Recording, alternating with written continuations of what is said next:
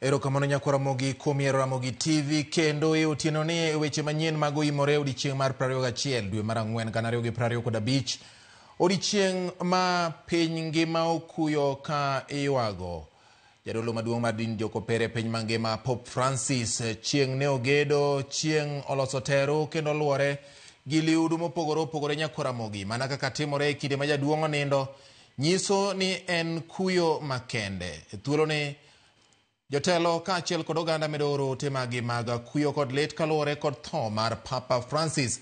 Nyakwara mogi Papa Francis nobedo kaka Pope kochakore higa mar 2013 kama nolimo pacho ka higa mar 2015 higni 2 kende bang' ka okomno kowuok kuom Papa Benedict mar 16 mane ogwe tao tarik 28 mar dwe mar 2 nyakwara mogi kane pok otim yiero kendo yier Pope Francis ma tinende ni log tich mar jokopere piny mangima Vatican olando tho mare okinyi ma kawuono. Weche nitie mathoth nyakwara mogi kotende kod tho mar Papa Francis. Inyalo pare gang'o? Inyalo pare gi limbe mare pacho ka koso weche hie ma samoro ute mag fwambo osebedo ka nyiso kotende kod chung' mare en ni okenge mag kwe kaachiel kod achiel mar oganda e piny mangima ojiw.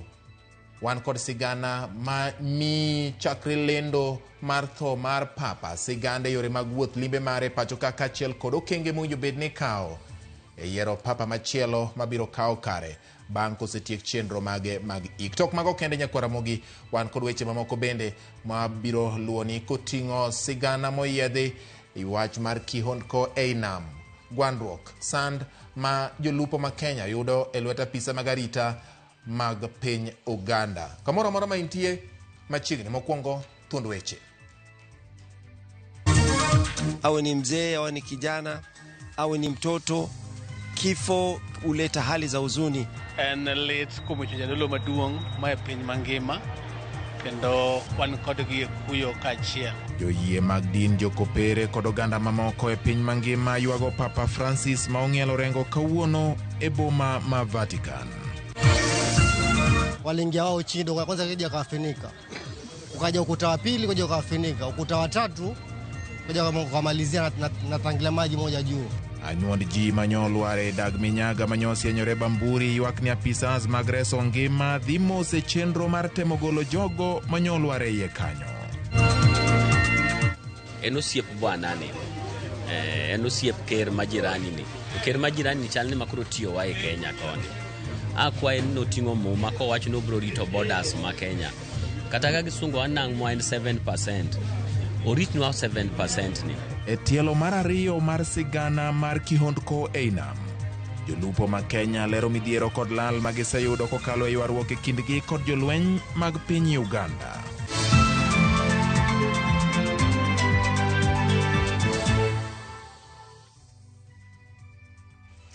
Arwak ni machiegni nyakwara mogi inyalo tudori koda nambari 36000 Facebook Ramogi TV Kenya, mbui mar YouTube Ramogi TV Kenya, XN @Ramogi TV KE. Bed thuolo kindiko na kinde mi apachi kata ote mari maingo kotende weche manyien ma wan godo e wi more ma kawuono. Jaloko mara iluongo ni Elizabeth Otieno, nyinga en George Bati. Machiegni oganda ma joyie mag din jokopere kata Catholic e piny mangima pod chunygi ni kod lit wi tho mar jadolo margi maduong' Pope Francis ma ong'ielo rengo. Tho mar Papa Francis olanda yanga gi log tich mar Vatican ma oyango ni otho okinyi ma kawuono. Kamano otimore seche manok kende bang' ka nyo obedo e nyasi mar Pasaka gi jolemo mamoko e kanisa mar St. Peter's manitiere Vatican. Kaka jafwambo marwa Walter Nyambaga chako no weche manyien mago imore gi lipodno, Papa Francis osetuore kuom thuolo mar dweche maweyo ariyo kendo yande ne orwake e osiptal e dwe mar ariyo mar higani.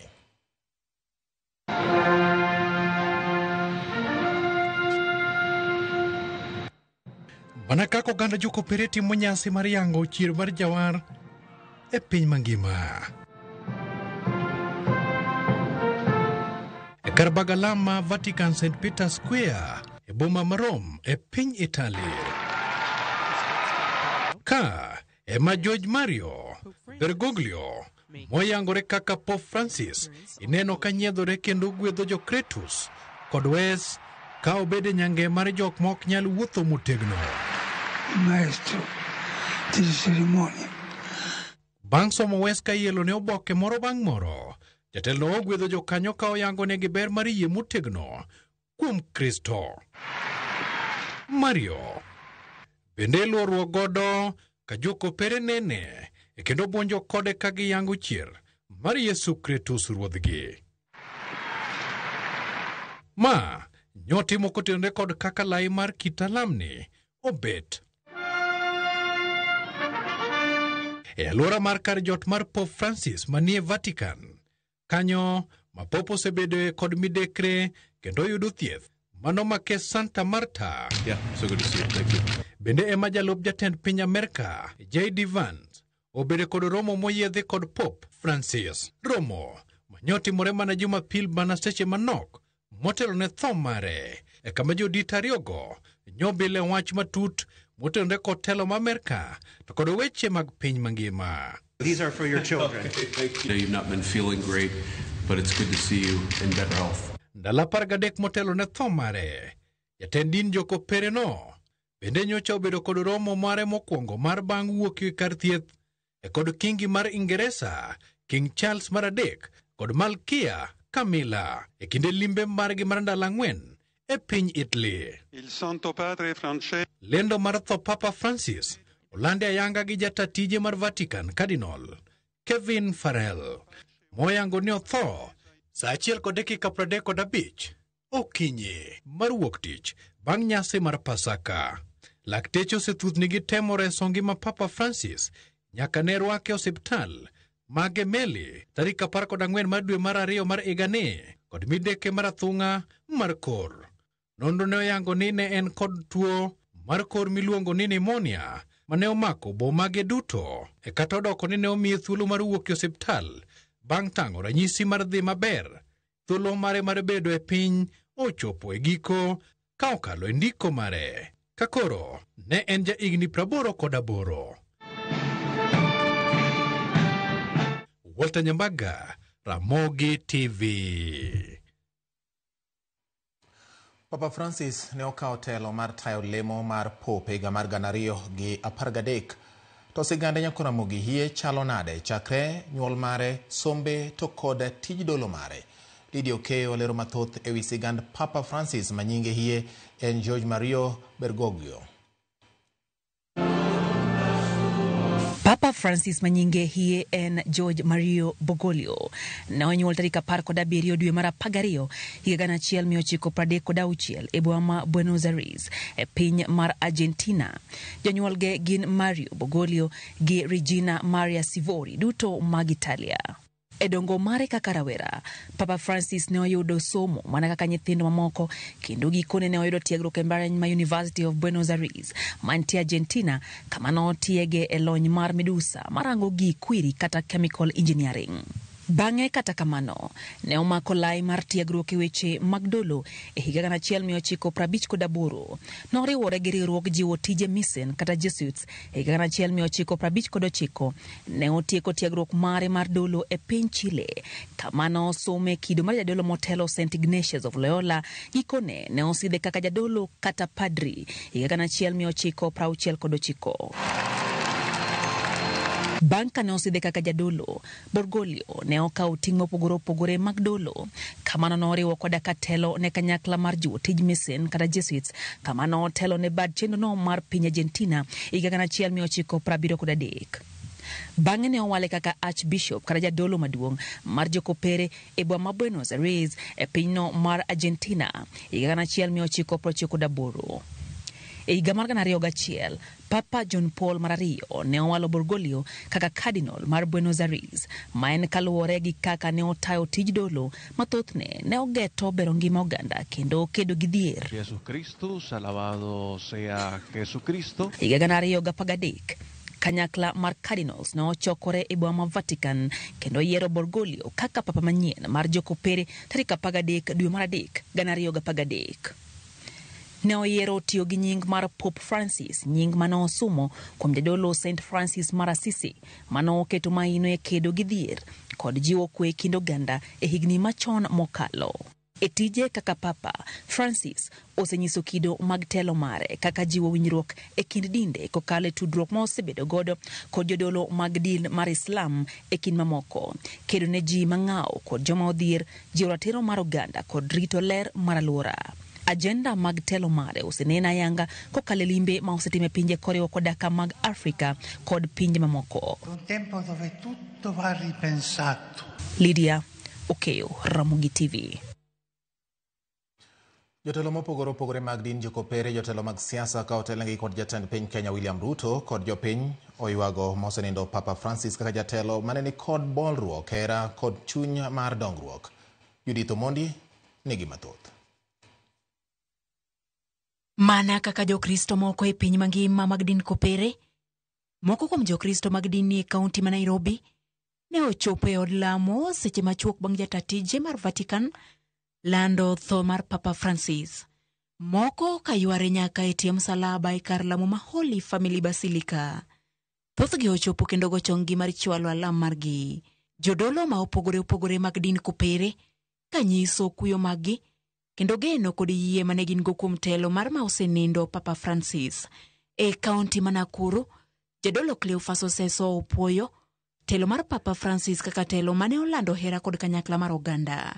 Hata pale mwanzo alipoanza kazi yake upapa, alikuwa ni mtu hakuwa anafuatilia ile utaratibu wa kidiplomasia na mambo ya kuwa kiongozi na mambo mengine yanayofuatana na hayo, lakini alikuwa ni mtu ambaye alitaka kuwa karibu sana na watu wa kawaida. Jadolo Archbishop Martin Kivuva ma Mombasa mabende yande olimo piny Sudan kod Papa Francis mar jiwo kwe kind oganda, oparo dwaro mane Papa ni godo e tieko lweny manie pinje ma opogore. Nia yake kwa watu wa Gaza na watu wa Ukraine kwamba vita visitishwe, waache vita. Nia yake ya kuwa watu wawe na uwiano katika sehemu kadha wa kadha. Nimeweza kuwa naye wakati huu alipotembelea Sudan, mimi na askofu anaitwa Obala kwa jimbo Katoliki la Ngong, tukiakilisha baraza la maaskofu wa Kenya, tuandamane naye kuwasindikiza wa Sudanese waache vita, waache hali ya kugombana na zaidi kuuana na kupurukusha watu wa watu. Jatend piny Kenya William Ruto bende otelo ne jo Kenya e chwalo ote mar lit kod kuyo kaluwore gi tho mar Papa Francis. Ruto opuoye kaka jadolo mane ochiwore mar kelo lokruok e kidienje ma opogore kendo osekelo lokruok mar kido kod timbe mag oganda mathoth. Bende opare kod manen jatelo mar piny Kenya machon Uhuru Kenyatta. Kenyatta e ote mare ne ute fwambo oyango kit hera, kwe kod kanyakla mar oganda ma Papa ne onyiso e gwenge makaluo. Bende jopiny oywago Papa Francis ahinya to kaluwore ni e limbe mare mapacho ka higa mar 2015 ne omulo weche mathoth ahinya to mamulo hera kod kwe. En lit kuom jadolo maduong' ma e piny mangima kendo wan kod gi kuyo kachiel.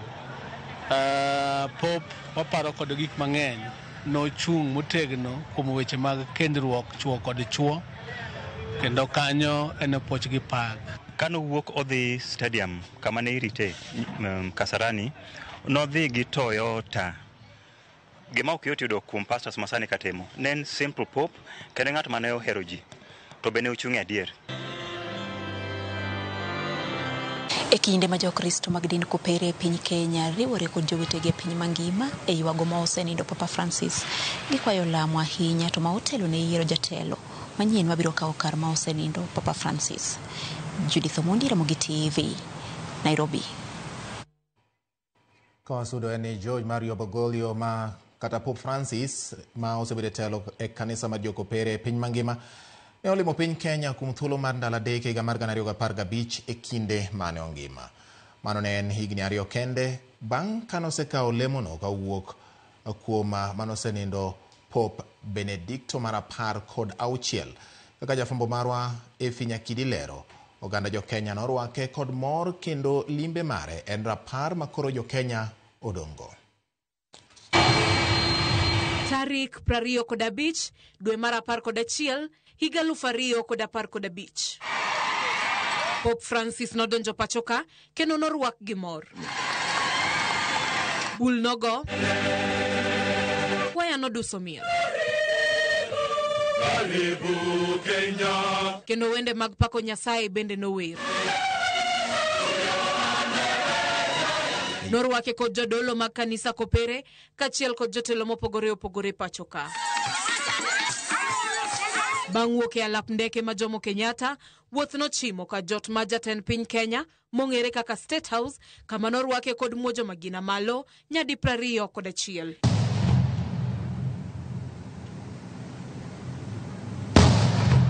Nyasi ma oganda jo Kenya pod paro godo Papa Francis ahinya en misa matakatifu manobagi e mbalariany ma UN Buore Nairobi. Misa mabende kata obedo ni koth ne chwe, oganda nokawo kaka gweth kendo nochopo kar kwangi. Misa no noyuor kod jatend piny Kenya makinde go Uhuru Kenyatta, jalupne William Ruto e kind jotelo mamoko. E kinde misa no, ote maduong' mar Papa Francis ne en jiwo achiel mar oganda kendo kwedo siasa mag dhoudi kod mag din manyalo rocho kwe mar piny Kenya. Como un signo contra el tribalismo. Let's hold hands together. together. Somos una Let's nación. stand up as a sign against bad tribalism. Todos somos una nación. We're all a nation. All are a nation. Tokma, Pope Francis noromo kod jotend dinde mopogore opogore pachoka kendo nojiwo twak kind dindego kaka achiel kuom yore mag nyayo kwe kod winjruok makare e kind oganda. How important it is that we be seen as prophets of peace, peacemakers who invite others to live in peace, harmony and mutual respect. May the Almighty touch the hearts of those who engage in this violence and grant His peace to our families and community. Limbe ma Pope Francis ne oken mana mar lam kende. Tarik 27 dwe mar 11 higa 2015.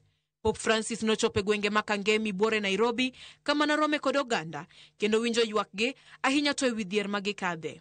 Francis nojiwo jotelo mag piny Kenya mondo miyo keto kinge makare manyalo konyo chwalo chal kod ngima oganda jo Kenya e rang'iny mamalo. Your troubles and your sorrows are not indifferent to me.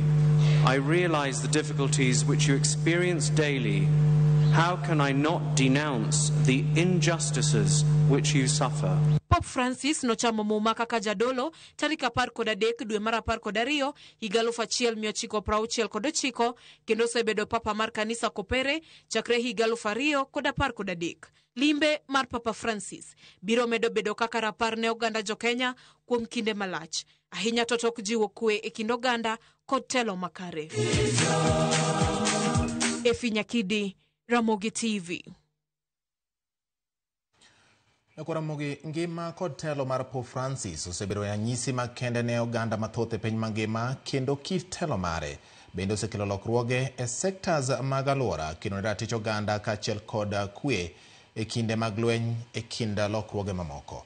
E nyadhi makende mar ngima jatelo maduong' mar din jokopere Cynthia Onyango miyo sigana mar ngima kod lokruoge ma Pope Francis ne okelo e kinde telo mare. Kochakore yiero mare kaka Pope mar 266 mar kanisa mar Roman Catholic higa mar 2013 dwe mar 3 tarik 13, Pope Francis osebedo jatelo ma kit tende oyangi e kit yore ma opogore ma oting'o bedo kod bolruok kaachiel kod kedo ne ratiro mar oganda duto. Kit tende osejiwo dongruok e kanise, ka bende osenenore jatelo makwedo hera ma ok opuodhi e kind jotelo mag kanisa, kendo jiwo bishobe mag kanisa mondo obedie opara manyime jiwo telo makare kendo oganda mag telone kinde duto magintiere tijgi mar tayo nyirombe. Pope Francis bende osebedo ka jiwo pok mar mwandu kedo kod mahati mar kembe mandiko oganda e tich kendo jiwo ratiro mag jogo ma ochando. E kinde limbe mare e piny Kenya e kar dak maongo hore makangemi e higa mar 2015, ne onyiso kite mar kedo ne ratiro mar oganda ma yutogi ni piny. Kata obedo ni ne en jatelo, ma kit tije ok ne en mar rito alwora, Pope Francis ne jiwo pinje mondo oket twak ma owinjore kedo kod lokruok mar kor lwasi, kendo ne ojiwo oganda mondo mi chwech mar Nyasaye luor ma oting'o rito alwora e yo makare to ok tiyo kod teko maketho nyadhi mar alwora. Kit twak mare ne onenore ma otayo twak mar pinje duto e weche rito alwora, kaka ne onenore romo mar piny ngima mong'ere ni United Nations and Global Climate Summits. Kata obedo ni yie mar Pope Francis ne en mar Kikristo, ne onenore jatelo mane ojiwo twak kod winjruok kind dinde mamoko kaka yor kelo kwe kod achiel mar oganda. E higa mar 2019, Pope Francis ne ochuo koke obok mong'ere kaka Document on Human Rights Fraternity kod jatelo maduong' mar oganda Islam Ahmed Al-Taib mondo konye kelo kwe kind oganda mar Jokristo kod din Islam. Kido mane oneno nyaka kinde mane olimo piny Iraq e higa mar 2021 kaka okang' mar kelo kwe pinyno e kinde limbe mare mokwongo. E twak matweta mar hera ma itimo e kind chwech achiel mano nyako gi nyako kata wuoyi kod wuoyi ma bende ong'ere kaka LGBTQ, Papa Francis ne ojiwo puonj mar muma kama ne owacho ni onge tiende mondo ng'ad bura ne dhano. Penjo mare ne en ni, an ng'a mondo ang'ad bura? Una persona gay. The Pope saying, quote, if someone is gay and he searches for the Lord and has good will, who am I to judge? E jiwo telo mar jomamine, Pope Francis ne ojiwo kendo keto e tim tend jomamine ma ohingo pop moro amora e log tich mar Vatican.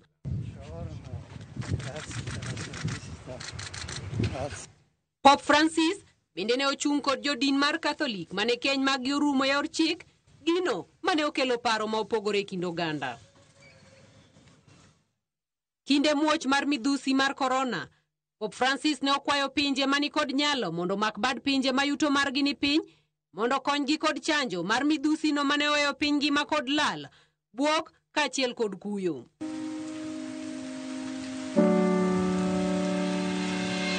E kinde no, Pope Francis ne otimo lamo e kanisa mar St. Peter's Square maonge oganda kaka okang' mar lamo ne piny ngima e kinde mane oganda nitiere kod chandruok mar kedo kod midhusi no mar korona. Ne okwayo oganda duto e piny mangima mondo yang thieth kod ngima mar oganda to ok keto pachgi e nweng'o mag yude ohala mar uso yedhi. E kinde twak mare mar lamo, Pope Francis osebedo ka kwayo oganda mondo bed jogo ma obolore, rito ratiro mar oganda, chiwo arita ne alwora e yo makare kendo kinde duto bed ka jiwo riwruok mar oganda kaka yo mar kelo kwe kod hera e kind oganda. Cynthia Onyango, Ramogi TV. Tho mar Papa Francis mar din jokopere onyuolo dwaro mar jopiny ng'eyo matut ewi kaka chenro mag Vatican timore kochakore gi kar lando tho mar jadolono nyaka kama yiere Papa manyien. Gin ang'o gin yie ma owinjore otimre kochakore sani bang' tho mar Papa Francis? Log tich mar kanisa jokopere manitie Vatican nikod okenge moyiedhi maluwo tho mar Papa, kendo matayo kaka owinjore chan nyasi mar ik nyaka kaka owinjore odin fuok ma odong' bang' tho mare. Lendo mar tho Papa ichiwo e yo moyiedhi gi apisa maduong' mar Vatican motis gi nying mar Italia kaka Camerlengo, ka gie thuoloni jago momako lemono en Kevin Farrell, manomi lemono higa mar 2019. Bang' lendo mar tho mar Papa, iketho tere makende mar loch midendo ni Fisherman's Ring gi dho ngere ma Papa osebedo ka rwako. Obok mag loch duto maniga muri mage bende iketho kaka yor neno ni ok oti kodgi e yor mibadhi moro amora. Vatican bende lando ndalo chiko mag kuyo motis gi dho Latin ni Novendialis. Ringre Papa bende winjore oket ayanga e yor luor mondo jopiny onene kendo chiwne luor mogik e kanisa mar St. Peter's Basilica. Okot mag kanisa to kod log tich ma Vatican ka bandera bende ng'ao en uso ngot. Chenro mar ik mare ichano kendo ok thor kawo ndalo mathoth bang' tho mare. E ik mag papa manosenindo e kinde mokalo, yande tiyo kod kit sandugi 3 ma omakore kendo molosi gi bap obudo, chuma, kido mar led to kod bao mar dua. Mak mana ni irito mar neno kit ik ma idhi mi Papa Francis, mayangore osebedo ka dwaro ni ik mare obed maonge nyadhi mathoth, kendo hero mare en ni ike mane sanduku achiel ma olosi gi bao kod chuma mar zinc. Papa inyalo ik St. Peter's Basilica kata kamoro amora machielo kaluwore kod kaka dwache ne dwaro. Bang' ik mar Papa, jodolo mantiere rang'iny mar Cardinals romo Vatican mar bago yiero mar Papa manyien. Ma nyalo timore e kind ndalo 15 nyaka ndalo 20 mar chiwo thuolo ne Cardinals go chokore e boma mar Rome. Yiero itimo gi Cardinals maigi oko kalo 80. Kwan Cardinals ma igeno e yiero gin madirom 120. E yiero Papa manyien, chenro mar ombulu itimo yor apanda kata secret ballot. Ka jaloch oyudore to ranyisi biro ne gi jopiny kokalo e yiro marachar madhuolore wi bola mar kar romono mar Sistine Chapel manitiere Vatican. Kopogore gi kinde mokalo, Papa Francis osetimo lokruoge buora manyalo kelo pogruok e wi kaka idhi ta chenro bang' wuok mage. George Bati, Ramogi TV.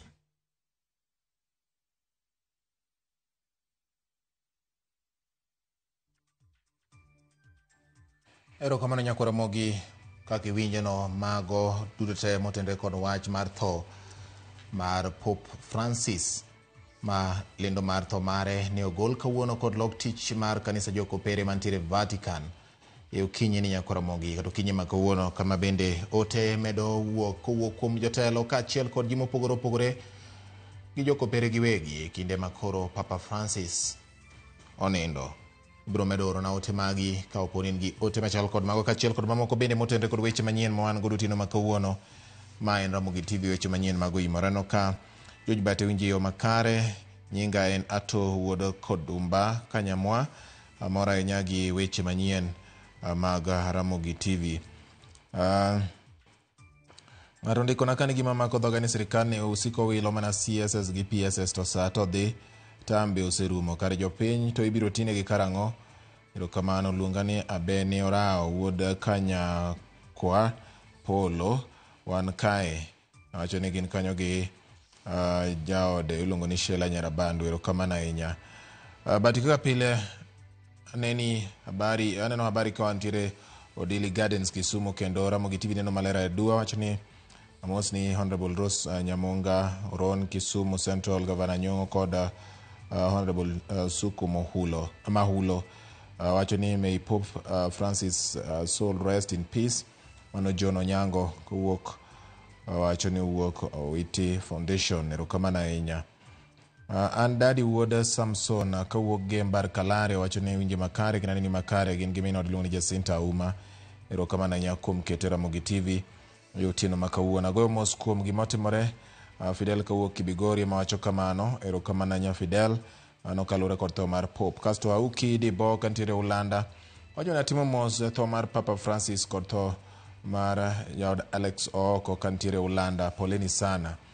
Erokamano ahinya. Kasto ka ano ka Vin M-Pesa Mariat wacho ni weche manyien donjo ne yo makare mno Vin M-Pesa Mariat, kendo wacho ni weche gi molo ne achiel kachiel kuwuok Ramogi TV gin gi jaode Cynthia. Erokamano ahinya. Wilberforce Otieno Wood North Kanyamkago bende ng'isa ni yiena mondo mi akaw ote maga mag kuyo kod lit mondo aor ne jo Catholic mangima kuom wito Papa Francis. Erokamano ahinya. Wilberforce Otieno Wood North Kanyamkago, in bende ikete Ramogi TV. Brenton Waringa bende koni dende lit, kata kamano en Ramogi TV kendo mor kaka weche manyien na dhialore mos e otieno makawuono. Kasudo nyakwa Ramogi ka pok adhi e yweyo oching japap nyadiel wacho ni en mana mos makende kalure kod tho mar Pope Francis mar jokopere. Kasto Karo Serena Nyaboro wacho ni chuny Papa mondo ywe mayom nikech ng'wono Kritus. Erokamano ahinya. Jarosoja wacho ni ilo joko garo dudute tim namos ne anyuola kachel kod osiepe gi jo Catholic dudute e kinde ma giywago Papa Francis mano jaro soja osiep Dr. Raymond Omolo erokamano ahinya. Kaso Don Nyamwanga Don Jamigori wacho ni entiere manyata news wayudo makare Papa kare nowuoyo maber e wach LGBTQ jalok wach emane thuwe wacho ni jalok wach emane thuwa gi Papa Nyasaye oket chuny Papa kamokwe dipo ni Papa no dhi gi lift mar Yesu e polo nikech chalne gidhi pamoja. Yesu chier to Papa bende luwe. Mano kaluwore kod Don Jamigori. Okay. Otole lang'ise Ramogi TV ler wacho ni lit kod kuyo kumi to jadolo maduong' Papa Francis erokamano ahinya. Nyako Ramogi noka makamu koni en bende podo oro ote mag rambirambi ne oganda jo Catholic e piny mangima e kindeni mag kuyo kaluwore kod tho mar Papa Francis. Erokamano ahinya mondo ka yueyo gi kanyo Nyako Ramogi kaduogo pod an gi weche mathoth no ka ote mag kuyo kotenore kod tho mar Papa Francis medo mako lwasi marwa e Ramogi TV ka omiyo in bende in thuolo mar timo kamano bed ni in jakopere kata ka ok in jakopere gi kindeni to wadhi yueyo ka waduogo pod wan gi weche manyien mamoko e oimore ma kawuono.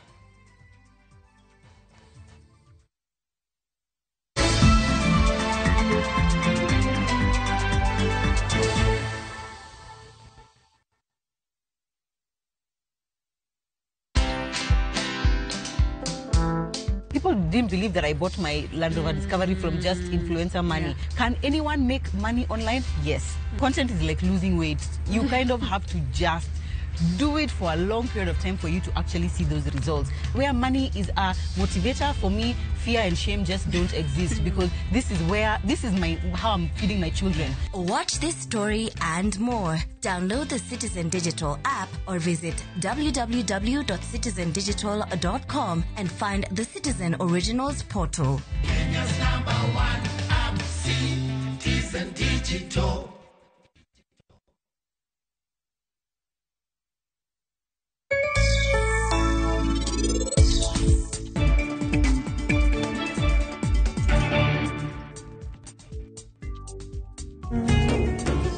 Anakwayi ni mondo ing'won-na kiyie.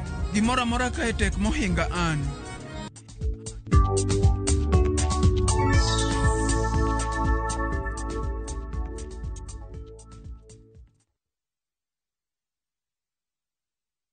Kuwa rubani. Fly the skies ukinonesha wallet. Play the aviator on patapata.com and win big in seconds. Not for persons under the age of 18. Authorized and regulated by BCLB license number 447.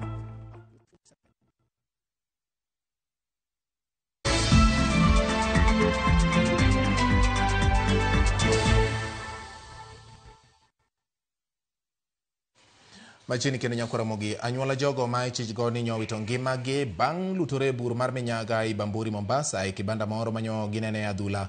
Koro Southern County no kuom dhi mos e chenro mar temo golo ringrego. Magi wachi ka apisas makedo gi masiche matucha poya to koni chenro no nyaka tamana mos to chutho ni mar bugono nitiere kamadiny kendo chuno gi ni mondo gimuk ute manitiere alwora no eka ginyalo chako menyo. Joja oko ni giler mathoth kowuok Mombasa. En chenro mar temo golo ringre jogo mikoni ne olutore bur minyaga mane osienyore seche mane gineno opira e kibanda moro mane ogere wi bugono e gweng' ma Bamburi Mombasa e odhiambo manyoro. Kaluwore gi jogo mosebedo ka yware kibanda no minene adhula kod sinema mamoko, onge ng'ama ne ong'eyo ni kibanda no ne oger e wi dag minyaga no. Mimi kuingia ndani na nakuta poromoka. Dongo la kwanza waliingia wao chini, dongo la kwanza kija kafinika. Ukaja ukuta wa pili kuja ukafinika, ukuta wa tatu kuja kumalizia na tangilia maji moja juu. Ni mahali ambapo pametumika muda mwingi. Mimi mwenyewe kutoka ni mdogo nilikuwa nikija nikiangalia video hapo. Kwa hivyo hakukujulikana kama kuna shimo pale. Hizi bomba za takataka hizi ambazo ziko kwa maana nyingi zilitengenezwa wakati wa ukoloni, ndio unaona hata inasababisha draining system ya Mombasa inakuwa pua. Osiepe kod wede jogo ma ichichgoni ne olutore kanyo koro ywak ni apisas makedo gi masiche mapoya magitwani ok ta chenro no mapiyo mar golo ringre jogo. En wach makata kamano ne okwedi gi apisas go makoni en chenro manyaka tim maonge rikni mar gayo masiche mamoko makidek sieko. Mage tumekaa hapo kutoka jana hawajafanya kazi yoyote. waje kuondoa watu watambe kitu maana. Wataambia mheshimiwa waje na vifaa, mheshimiwa mpaka sasa hajafika, hajajua fanya kazi gani huko. Hii kazi ilikuwa ifanywe haraka, ndugu zetu tuwastiri bana. Kuanzia jana mimi niko pale ndani. Hiyo ndio kitu inanisikitisha mpaka sasa. Ni kazi ngumu kuingia pale ndani. Kazi ngumu hapa, si tanki ilinikuja ili hapa alikuwa alivuta ile maji yote, kama kutolewa watolewe wale watu. Haipendezi kazi yao. Mpangilio ndo hakuna. Hii shimo is around 120 feet deep na ni sewage. So si maji ya kwa mtu anaweza piga mbizi aenda akatoe mtu, ni sewage. So kama ni sewage unajua iko na methane nyingi, so huwezi kutia mtu kule aende akose oxygen na methane because causes the oxygen na inaua pia lungs. Pek magikoni sani nitiere en mano mar nyodho pi minyagano magikoni pod medore ni mar odundu mamoko bende pod chal ni medo olo pige mochido e iye kanyo. Kata kamano, gikoni geno nitiere mar golo ringre jogo milieko ni kwan gi nie kind 2 kod 4. We want to put culverts pale chini. At least 2 ama 3 zipande ndio wale waweze wawe na working space, na ikiwa nayo breathing apparatus we have ordered for lights. We put some lights ndio waone pale wanafanya, and ile shovel itakuwa imezuia huku juu, wale watafungwa huku kwa ile mkono wa shovel ambayo itakuwa kuna kitu inaitwa lifeline. Lifeline ile hata yani ukijaribu kuikata hata nini haiwezi katika, na watavaa harness wakiwa wamefungwa vizuri, watashuka na hizo breathing apparatus, tutakwenda tutafunga zile bodies alafu tutazienua. Kabla hawajajenga nyumba yoyote au kabla hawajajenga nyumba yoyote, inatakikana wasik approval kwa county government of Mombasa. Na sisi sana tunakosea county government of Mombasa, watengeneza task force ya kuangalia hizi nyumba, kwa maana sisi hatutaki calamities kama hii. Wajua moto ulipopotea ni kama kuna watu kadhaa waliokoleka, kwa maana wengine walitoka nje, wale waliobakia pale ndani ndio lile shimo likawazamisha. Hebu fikiria ingekuwa moto bado huko, mpira waendelea, kungezama watu wengi sana pale ndani sana tena. George Aoko, Ramogi TV, Mombasa. Kowuok Mombasa nyaka Ramogi kama bende wageno ni ibiro timo kenge mag neno ni pone ng'ato kada ji manolwar e bugono owito ngimagi biro gol ningre kendo miya anyuondgi ka bende wamedo kwayo hocho makende kaachiel kod kwe mar chuny ne anyuola, wede kod osiepe mag jogo ma ne oling'ore e bugono e kinde mar masirano. Nyasaye mondo migi hocho e kindeni ma pod girito chenro ma itayo kod apisa ma kedo kod midhiero matuch apoya. Kowere kod mago ni lal kod dok chien e yore mag uchumi okwako dho wedhe ma okio kod piny Uganda kaluwore kod ywaruok madhi nyime e kind jolupo kaachiel kod apisa mawuok e piny Uganda e tielo mar 2 mar sigana makende mar kihondko e nam. Cynthia Onyango miyo ranyisi mar chal e yore mag ohala e kinde ma ywaruok pod ochuo chieng' e kinde jolupo ma Kenya kod apisa mag arita mawuok e piny Uganda.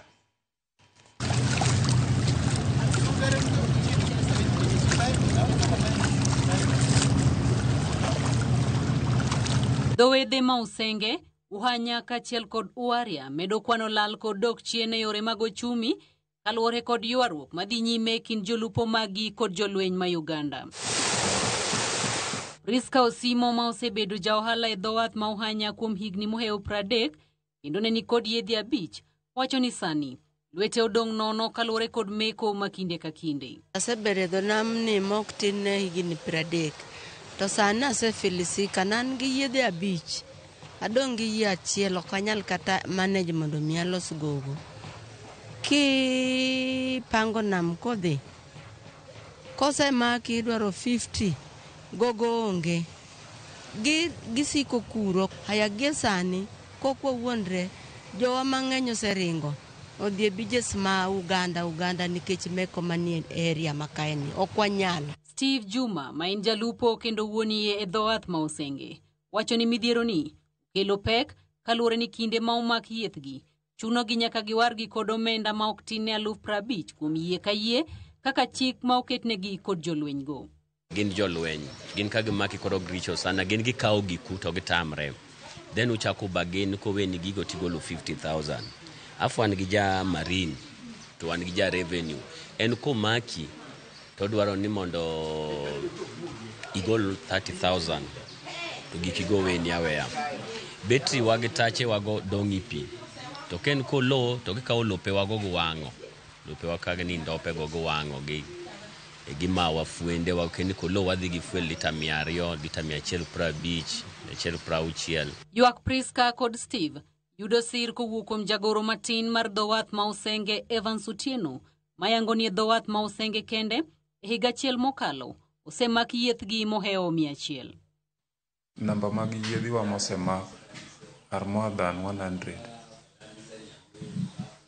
To yiedhigi imakogi tiwarogi. There is penalty ma jirendewa ma Uganda gojo kinde momak yiedhigi. Koro ginyaka sama wantie ni the latest number mapok oduogo ma ni Uganda gin yiedhi 8 kawuok Osenge BMU. Gitieko ji ground. Kidhi beaches kama nyon yiedhi 20 ido no dongi 1 kata yiedhi 3 kech omake bo hol. Chune no uso moko mondo wargo mo. Ken ngama no holo loan chunya ko usgi go duok loan koro jirumo. Lal makama koro ridore kendo mako nyaka johala mag rech kod otende matindo maywago nok mar rech kod bei mani malo mokalo magiwacho ni nuro yoregi mag yuto. Mako jonam koro rech madongo ok wanyal yudo. Koro ing'eni jowa gichandore maka gibiro ka to pesa ma kata gichule nam kucha mondo gikal magichop ka chuno ni bech rech nyaka idhi. Koro wan johala matindo gi wahinyore nikech koro imiyo rech e nengo man malo makidhi uso to gimiyude malong'o onge. Ne wakawo rech gi siling 100 maka ndalo moidho to 120. Sani rech siling 250 kilo.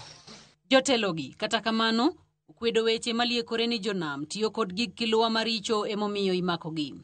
Iwacho ni ywaruok makama sani koro miyo dhowedhe makoni dong' nono kaluwore ni jolupo sani dar kendo dhi e piny Uganda. Uganda nowacho ni Jo-Kenya tiyo gi gik maricho. Men osram kod net maduong'. Koro ne gidwa ni chule 2,000 tinawe to gimako. Koro sani kendo gichenjo system ni wanyiew nam 41,000 per month tilupo. Gidhi same gik mane giwacho ni richo. E sani chuno jolupo mondo manre kod omenda makore chwe ma ok tin ne siling 50,000 pesa ma Kenya eka yienegi lupo e nam lolwe. Kionge gi 50,000 akipange bo dhi nam. Kose dhi nam kuchoka o rech oduogogo kikosi ni nam no marach. Mag jolweny, mag marine, mag revenue, Uganda oli nam no. Jolupo gi ywak ni dhowedhe makaluo mokiewo gi piny Uganda dong' nono kaluwore kod midhiero ni. Sandongino ka yiedhi onge uhanya. Giyien yiedhi wa mondo donji Uganda iye. To migi pesa to dak kuro. Ntie jowa modak kuro sani mang'eny. Modak iye go. Tiyo mnagi taya mag wacho ndrachni. Tiyo mnagi nede wagi. Sani giwacho ni wachul gi 42,200 ma transaction. Twatiyo monthly. Giwacho ni pek en mar ng'eyo tong' mar piny Kenya kod Uganda kaluwore ni jolweny go biro nyaka machiegni kodgi e dhowedhegi. Giwacho ni wadhi pigi gi kocha. To kata okidhi to gihawi nyaka Mageta ama itie got moro nkaeni Sandaka gibiro. Giwacho ni Kenya onge nam. Koro wakien nambwa ni kara wan marwa gikanye kech wanto gimako gidonjo nyaka Kenjwa ka. Koro Kenjwa ka gidonje adonja te gimako wa nyaka Kenjwa ka ki raise complaint be onge gima itemre. E ywakgi gibiwo seyo makende ne sirikand piny Kenya ni ok osebedo kadeo Jo-Kenya malupo e nam lolwe. A Ugandan komake Kenya ka kata ka by mistake omake gi jowa gi Bukele tido no office te work i district level biro handle case ma Uganda di. To wan Jo-Kenya komakwa Uganda kata ng'ama wuok kata jadungo ok nyal wuok odhi owinjie wach to omaki nang'o. Kata kamano etwak wa kod apisa maduong' ma otelo ne jochiw arita e nam lolwe ma bende ong'ere kaka Coast Guard e gwenge ma Nyanza, Lieutenant Commander Mwalimu Mwinyi ma watwak go e yor simo owacho ni en adieri ni jolweny ma Uganda yande donjo e piny Kenya kendo mako jolupo kata kamano sani kwano dok chien. It's true, it used to happen, but nowadays since the coming of the Coast Guard, if they do it, it's very rare. But it used to be a normal thing. But nowadays they don't. The recent one which happened, they came to Sumba Island and we were able to intercept them. In fact, that one prompted some disciplinary measures to those who came to Kenya and arrested our people. Bende, ukwayo jolupo mondo ket maino e timo kilwa makare, kinde magin bende gitemo kedo kod midhiero no. So what I can encourage them is to wear life jackets, to follow the rules which are required for sustainable fishery. Coast Guard currently, in terms of strength and whatever, we are very low. We are trying to get some more people to work because the area is as small as we can. When we term it is 6% in terms of statistically, it's still a big area to man. Jolupo gi kachiel kod johala oriwo duondgi kendo kwayo sirikand piny Kenya mondo wuog oko kendo kel kwe kind jolupo ma Kenya kachiel kod tend piny Uganda mondo yore ohala mag dhowedhe makaluo oduoge wang'e. Weg yedhi gi okawo loans. Gikelonwa pek. Wan kaka nyaka mon mar nyithindo universities, campus. Ting'eni counties abich mopakana gi namgi. Backbone wa mar economy en mana nam. Sama gitamoa e nam, gihinda gimra mora matimre kar kae giketho. Otegi makende, gichimo ne jatend piny William Ruto kachiel kod ogai mar ODM Raila Odinga magikwayo mondo donjre ywaruok mochuo chieng' kindgi kod jolweny makoro kelo lal e ochumi mapachoka. En osiep bwanani. En osiep ker majirani ni. Ker majirani ni chalni makoro tiyo wa e Kenya koni. Akwaye no tingo muma ko wach no bro rito borders ma Kenya. Kata ka gisungo anang mo 7%. Oritnwa 7% ni. Wakwa nyaka former prime minister Gwambo mentie kado winja. Sama ni serikal ni gimokwanwa maduong security. President marwa owuonwa gi joka mondo wenwa nam nikech nam ni emopidho wakawan mondi liete ana chiliel ma over 20 years to nyithinda odak nasepidho mana gi wach rech ni. Cynthia Onyango, Ramogi TV, e kar chung od bura ma Bondo, Siaya County.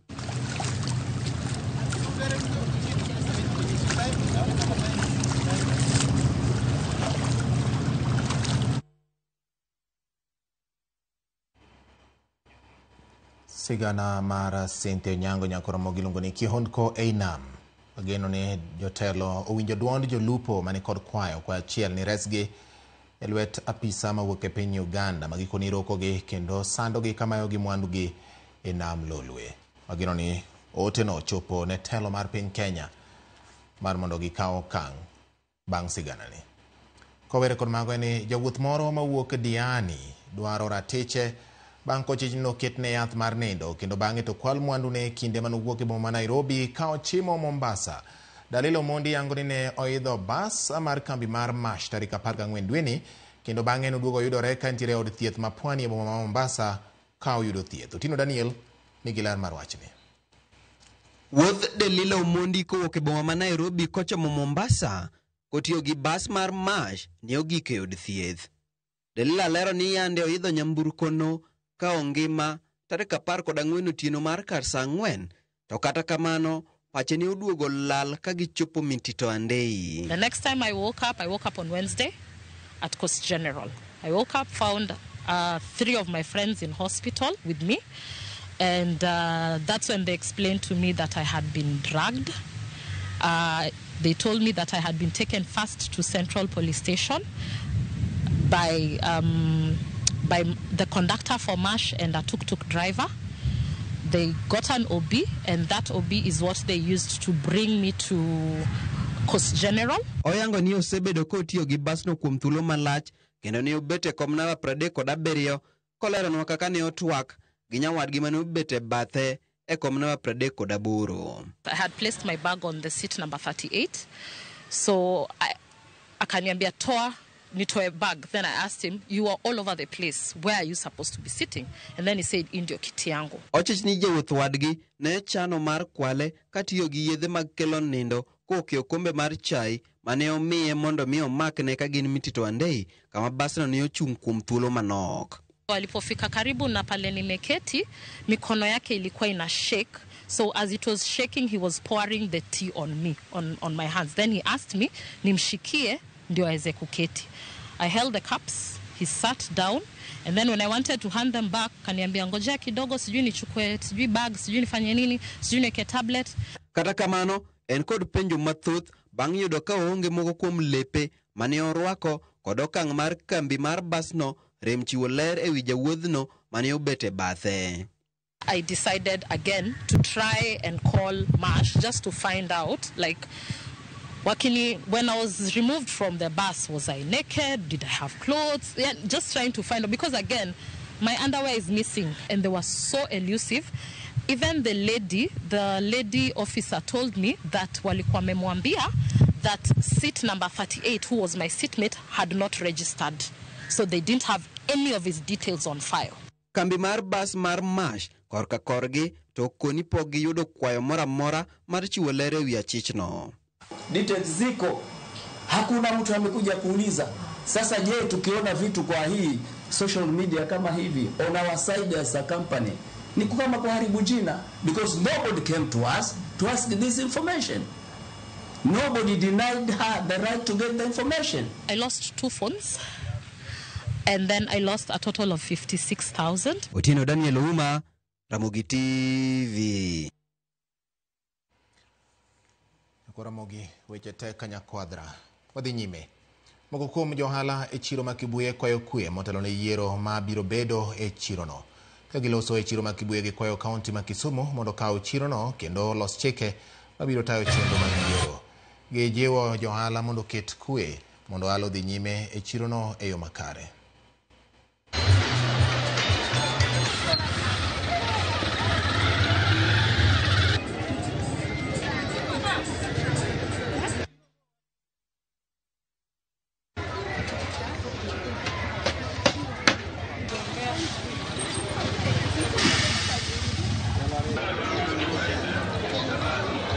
Wakwayo county ni wanodwaro yiero. Koro gima nitie, wadwa ni gilos weche maler milonjo gi yiero mwanyalo bedo gi transparency and accountability. To maduong' gikaw chiro gi take in charge kapod giloso weche go. Mondo kochopo sa yiero to ayudo ka weche te osebedo harmonize ma yiero wadhi gi kwe. We want good relationship gi leadership mi yiero maonge ni county nitiere kama entiere yore ochaye gi leadership manitiere to county management matiyo is too powerful makoro kwanyal yudo the right services kaka johala mar mtumba adwaro kata nakwayo kendo that is my voice. I'll speak for the voiceless. Ni ng'ata mano kaw kom wadwaro good relationship mamalo, good coordination. County nitiere, market management nitiere, eka japiny bedo represented well. Akwayo county ni kiny gibi ka tich adek gikaw chiro gilos chiro giket rules kapod ok oketi yiero anami jo county kata gidwa kawe dweche adek kapod giloso regulations and rule machiro nyalo bedo go maber to gilos mondo wadhi yiero moro ma dhano nyalo tiyo maber ma ng'ato nyalo bedo in peace, ng'ato nyalo bedo ma onge gimoro amora matimre Kibuye. Akora mogi wakaw yo machielo noka Alisanya mano nyawadwa kona ni Jodungbati aneno chenro yo makare wagoyo mos makende ne piny mangima kuom lalo jatend chuny kopere mano Papa Francis. Erokamano Alisanya kuom bedo ka isirowa kendo ichwo wang'i e weche manyien mag Ramogi TV kinde ka kinde. Gladys Nyarkolwa mos makende ne jo Catholic duto, kasto mos mara dhine baba na Josia mos mara dhine baba na Josia Molo gi mama na Jacinta Chieng agintiere bur kacha ng'eni gineno Ramogi TV sani. Nyasaye omer gi ngima. Erokamano ahinya. Kufur kantina kuro wachni bati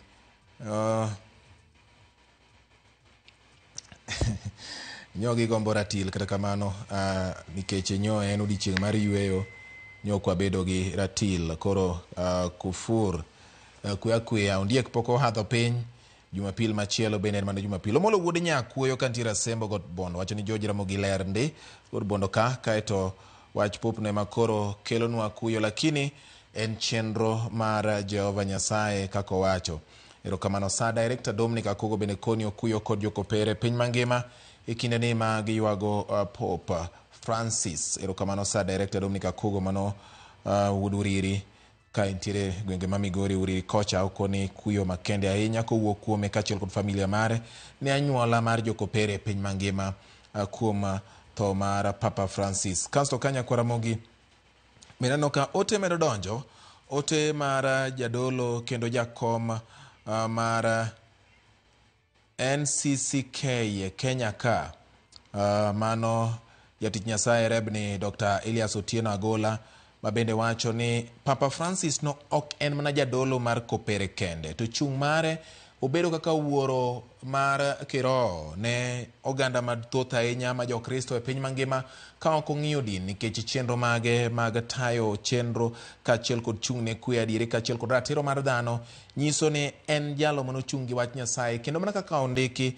ni wach Nyasaye mulo chunje mopogore opogore. Wacho ni Papa Francis ibiro par ok mana gi jo kopere kende to kata dinde mopogore opogore. Ne en jalo mane jambola kendo jalo mano obolore e nyim oganda kaachiel kod Nyasaye bende kendo en jalo manochung' ne kwe to kod neno ni yawa ma samoro ng'awo kod joma osethir oyudo duondgi. Wacho ni Nyasaye mondo chung' kod oganda mag jokristo, jokopere kaachiel kod kanisni duto te e kinde ni ma yuago Papa Francis ma ne olandi gi telo mar Vatican ni ong'elo rengo. Githuolo ni nyakora mogi yena mondo mi akaw yweyo mana mapiyo piyo abudugo ka kod weche mamoko manyien ma pod wan godo e Oimore ma kawuono. Kik idhi mabor ma en Oimore.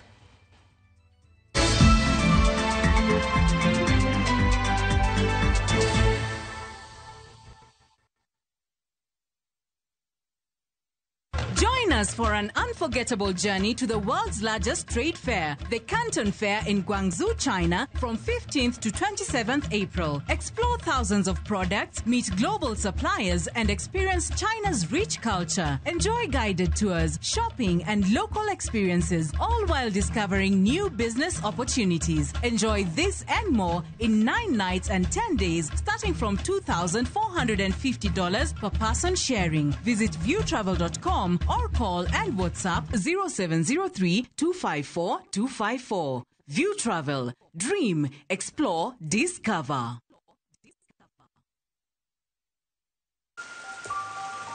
It starts with little moments of courage. To stepping out into the new world with confidence. Taking leaps of faith. Spreading your wings and soaring to new heights. Your mother's love is with you wherever you go. Stay soft.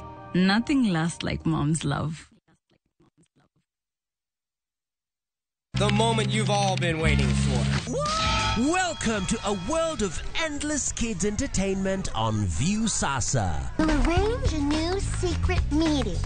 Now I understand everything. Pretty awesome, right? That is so cool, man. And it's lots of fun.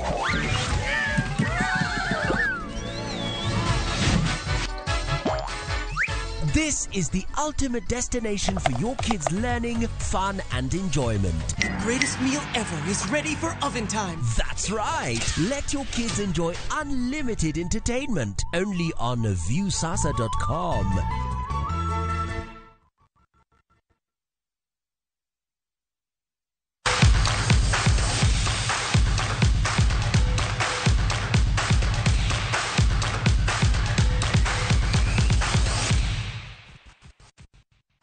Odonjo weche mag tuke. Blackfish Ultimate ema obedo jaloch e tuke mag Frisbee East African Sun Tournament Feast mar 15 bang' loyo Kakamega Wolves 9-7 e tugo mar Flying Disc. Blackfish orito lochne tok bedo jaloch e piem mar 14 higa mokalo. Tuke mag Flying Disc ma ochan gi riwruok mar All African Flying Disc Federation AAFDF kod riwruok mar Kenya Flying Disc Federation KFDF otugi e kuyo marachar mantiere dho wath ma Kongo mayudore Diani e kaunti ma Kwale. View Travel nobedo achiel kuom jochiw sir madito e tukego ma bende bero sekta mag limbe pachoka. Tugo kelo kanyakla timbe aboro mawuok e pinje mag Afrika kama oting'o Kenya, Rwanda, Burundi, Uganda, Cameroon, Comoros kaachiel kod piny Afrika ma milambo.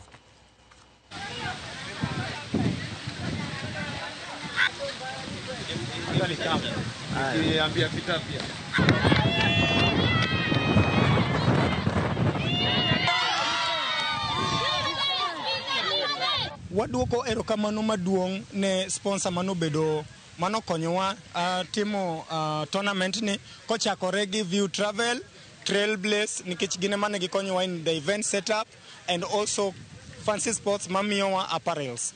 Koro wakwayo ni kadiponi gi nyathi ma is interested kata madwano tug frisbee nyiswa mondo wa miu equipment mwanyalo tugogo kendo wanyisu kaka itugogo nikech gini sani ni secondary school, NCBC, university. And we are entirely grateful to View Travel for even making this happen. They have been our main partners, travel partners. They have brought in a good number of people from different countries, and they've been able to facilitate this event to be able to happen. The experience has been good. It was intense because we were the defending champions, and we didn't think we'd come this far. It was so nice, and the spirit was high. We were really looking forward to this, and we are so happy that we got the trophy back. Kowere kon magani tim Kenya jotugo ma yawuoyi ma gine piny ne 20 Rising Stars owuok e pacho ka okinyi ma kawuono ka gidhi e piny mar Misri. Rising Stars biro goyo tach e piny mar Misri kendo bago tuke mag osiep ka gitimo rako bende mar ikruok ne tuke mag pinje Afrika. Tim no ma itayo kod kocha Salim Babu nitiere grup mar B kama oting'o timbe kaka Nigeria, Morocco gi tim Tunisia ka geno margi en timo maber e tukego machakore tarik 28 dweni e piny mar Misri. Timbe ang'wen mabiro chopo e nus finals biro ng'ado tiko mag tuke e piny mangima. Jotugo ma gine piny ne 20 mibiro bagi e piny mar Chile.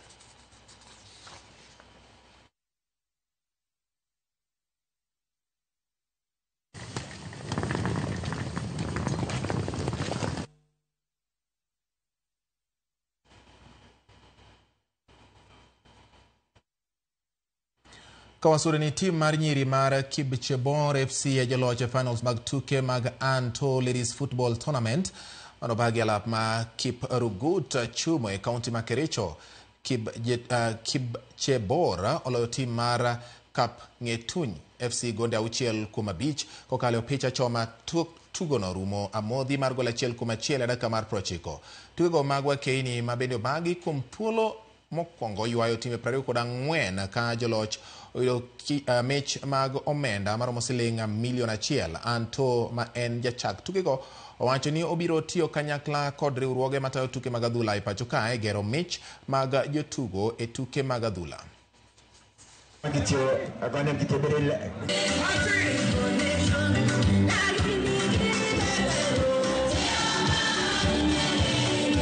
Looking at is hopefully I can be able to have a meeting with FKF and we see how we can take some of the good players that we have seen the last few days, join an academy under FKF, get sponsorships under FKF. I have a lot of people that I have seen and they've told me next year some of the sponsors are going to buy for them shoes, some of the sponsors will increase the cash price, some of the sponsors will even take them abroad. So there's a lot that is coming up. And this is one of the ways that we can actually empower. So we are so much grateful for the event. It has been so much successful. And I want to say that we are not only doing it in Kericho County, we are doing it across.